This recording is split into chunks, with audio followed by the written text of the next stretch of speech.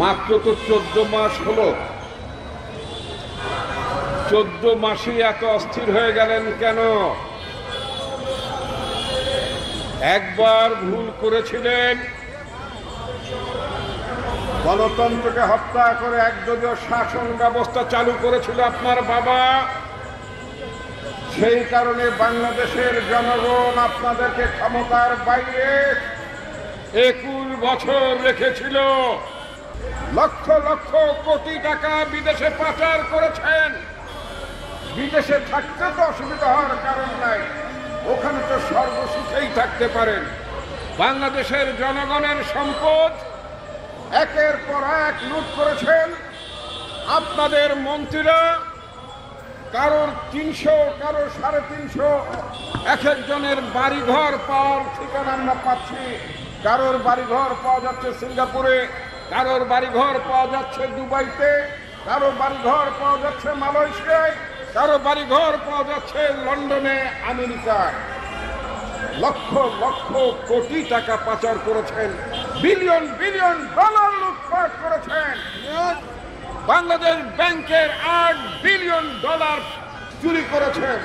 কষ্টে তো থাকার কথা না আপনাদের, কিন্তু আমরা দেখতে পাচ্ছি জনগণের দুর্ভোগ বাড়ানোর জন্য আপনারা বাংলাদেশের মাঝে মধ্যেই ঝামেলা পাকানোর চেষ্টা করছেন।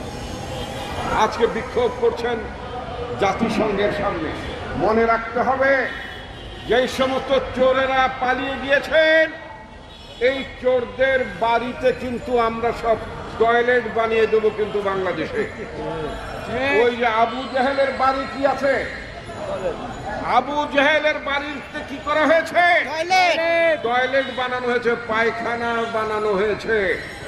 আওয়ামী লীগের লোকেরা যদি বেশি বাড়াবাড়ি করেন, তাহলে তাদের বাড়ি ঘরে যারা দেশে যারা আছেন, মনে রাখতে হবে তাদের বাড়ি ঘর কিন্তু জনগণ টয়লেট বানিয়ে দেবে। এটা মনে রাখতে হবে। অতএব বুঝে শুনে বিক্ষোভ করবেন। আমেরিকায় নিরাপদে বসে বিক্ষোভ করা অনেক সোজা। বাংলাদেশের মানুষ কিন্তু আপনাদেরকে ছেড়ে দিয়ে কথা বলবে না। কয়েকদিন আগে আপনারা বিক্ষোভের চেষ্টা করেছিলেন, পুলিশ লাগে নাই, আনসার লাগে নাই, বিজিবি লাগে নাই।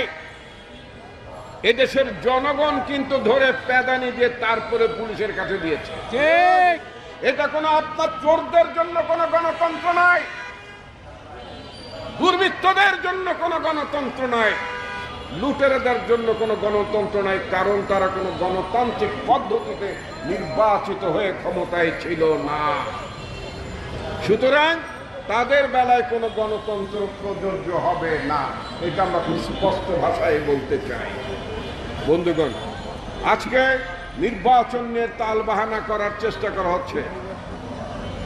আওয়ামী লীগ মনে করছে যদি নির্বাচন কোনোভাবে ঠেকিয়ে দেওয়া যায়, যদি কোনোভাবে বিলম্বিত করা যায়, তাহলে প্রফেসর মোহাম্মদ ইউনূস রাগে দুঃখে তিনি হয়তো ক্ষমতা ছেড়ে যাবেন।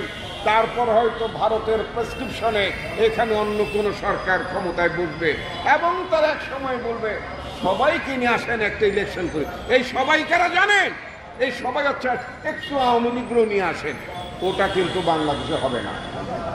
134 জন শিশু জীবন দিয়েছে, অনেক মা বোন জীবন দিয়েছে, হাজার হাজার মানুষ জীবন দিয়েছে, 20,000-এর মতো মানুষ পঙ্গু হয়েছে। কারোর 1 চোখ নয়, কারোর 2 চোখ নয়, কারোর অঙ্গহানি হয়েছে। এত মানুষের ত্যাগের বিনিময়ে বাংলাদেশ যে ফ্যাসিবাদ মুক্ত হয়েছে, সেই বাংলাদেশের রাজনীতিতে, সেই বাংলাদেশের নির্বাচনে, সেই বাংলাদেশে ভবিষ্যৎ নির্বাচনী পরিক্রমায় ফ্যাসিবাদের কোনো অংশগ্রহণ থাকতে পারবে না। এটা আমাদের খুব স্পষ্ট অবস্থান।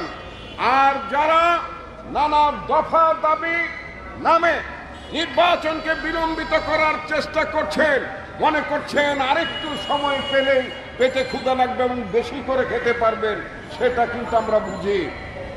বেশি পেটে ক্ষুধা রেখে তারপরে খাওয়ার চেষ্টা করছেন, তাতে করে কিন্তু একেবারে শরীর এত খারাপ হয়ে যেতে পারে, তখন আর খাবারের সময় পাবেন না।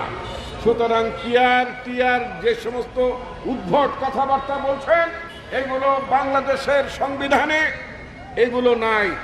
বাংলাদেশের নির্বাচনী ব্যবস্থা এটা নাই, আমেরিকায় নাই, লন্ডনে নাই, যারা সবচেয়ে বেশি গণতন্ত্রের চর্চা করে। এমনকি পার্শ্ববর্তী দেশে ভারতে যারা গণতন্ত্র চর্চা করেন, মোদী সরকারের অনেক বদনাম আছে, সাম্প্রদায়িকতার বদনাম আছে, ভোটটা মোটামুটি তো সেখানে ঠিক হয়। ওই দেশে কি পিয়ার আছে নাকি? ইন্ডিয়ায় পিয়ার আছে? লন্ডনে পিয়ার আছে নাকি? নাই। যুক্তরাষ্ট্রে আছে? নাই। পিয়ার একটা দেশে আছে, সেটা কোথায় জানেন? ইসরায়েলে, ইহুদি দেশে। এই ইহুদিরা পিয়ার সিস্টেমের নামে সংখ্যালঘু সরকার, ওখানে জনগণের উপর জুলুম করার জন্য, ক্ষমতায় টিকে থাকার জন্য নেতানিয়াহুর সরকার ইসরায়েলে গাজায় মানুষকে হত্যা করছে। ইসরায়েলিরা এই গাজায় শিশুদেরকে তারা একের পর এক হত্যা করে চলছে শুধুমাত্র পিয়ার সিস্টেমের নামে। কারণ পিয়ার সিস্টেম যদি ইসরায়েলে না থাকতো তাহলে নেতানিয়াহু সরকার গঠন করতে পারতো না, কারণ সে হচ্ছে একটা সংখ্যালঘুষ্ঠ দল, পার্লামেন্টে তার অবস্থান সংখ্যালঘু। এই সংখ্যালঘু সরকার শুধুমাত্র পিয়ারের নামে ওই ইসরায়েলের শাসন ব্যবস্থায় টিকে আছে এবং ওখানকার জনগণকে হত্যা করছে, শিশুদেরকে হত্যা করছে। আমরা ইহুদি ব্যবস্থা, যেই ব্যবস্থাটি যে ইহুদিদের জন্য অত্যন্ত প্রিয় ব্যবস্থা হচ্ছে পিয়ার, ওই ইহুদিদের পছন্দের পিয়ার বাংলাদেশের মানুষ মেনে নেবে না।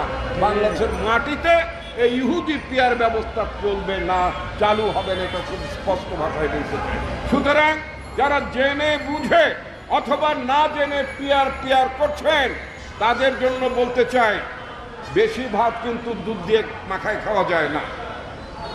কিন্তু যদি বেশি বাড়াবাড়ি করেন, নির্বাচনকে নিয়ে যদি কোনো ঝামেলা পাকান, তাহলে কিন্তু আপনার দায়িত্ব আপনাদের নিতে হবে।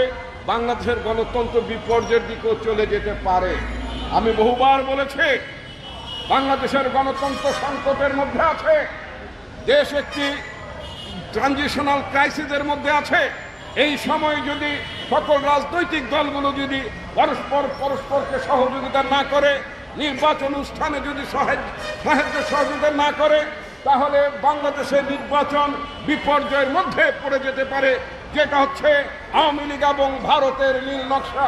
আমরা আওয়ামী লীগ এবং ভারতের নীল নকশা বাংলাদেশে বাস্তবায়ন হতে দিতে পারি না।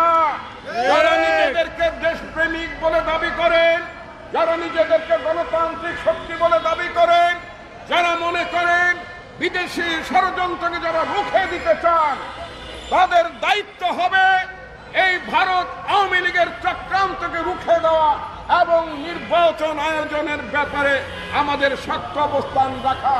যদি ফেব্রুয়ারিতে নির্বাচন অনুষ্ঠিত না হয়, বাংলাদেশ অনিবার্যভাবে বিপদের মধ্যে পড়বে এবং ভারতীয় খপ্পরের মধ্যে চলে যাবে আমাদের রাজনীতি, যেটা আমরা হতে দিতে পারি না। বন্ধুগণ, আমি আমার বক্তব্য দীর্ঘায়িত করতে চাই না, শুধুমাত্র একটি কথাই বলতে চাই, বাংলাদেশের মানুষের অনেক ত্যাগ, অনেক রক্ত, অনেক সংগ্রামের বিনিময়ে আজকে একটি গণতান্ত্রিক রাষ্ট্র ব্যবস্থা প্রতিষ্ঠার দিকে আমরা এগিয়ে যাচ্ছি। তার বিরুদ্ধে যে ষড়যন্ত্রগুলো হচ্ছে, সেই ষড়যন্ত্রগুলো রুখে দেওয়ার জন্য দল মত নির্বিশেষে আমাদের সবাইকে ঐক্যবদ্ধ হতে হবে। আপনাদেরকে ধন্যবাদ।